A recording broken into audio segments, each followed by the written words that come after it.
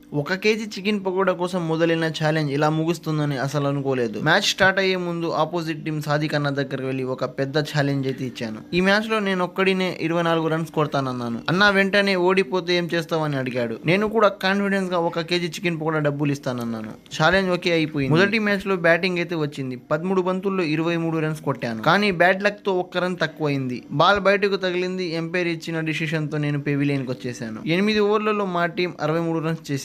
కానీ సాదిక్ అన్న వాళ్ళ టీం మాత్రం 6 ఓవర్లను టార్గెట్ చేసి మ్యాచ్ గెలిచింది.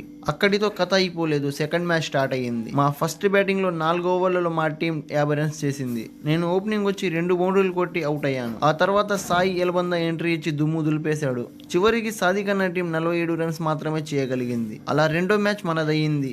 మ్యాచ్ అయిపోయాక సాదిక్ అన్న మాత్రం చికెన్ పకోడా డబ్బులు అడుగుతున్నాడు. నేనేమన్నానంటే ఫోన్ పే చేస్తా పో అన్న. ఇప్పుడు మీరు చెప్పండి, ఆ 23 రన్స్కి చికెన్ పకోడా డబ్బులు ఇవ్వాలా లేక ఛాలెంజ్ దాదాపు గెలిచినట్టేనా? మీ జడ్జిమెంట్ కామెంట్లో చెప్పండి. వీడియో నచ్చితే లైక్ చేయండి. ఇలాంటి విలేజ్ క్రికెట్ కోసం ఫాలో అవ్వండి.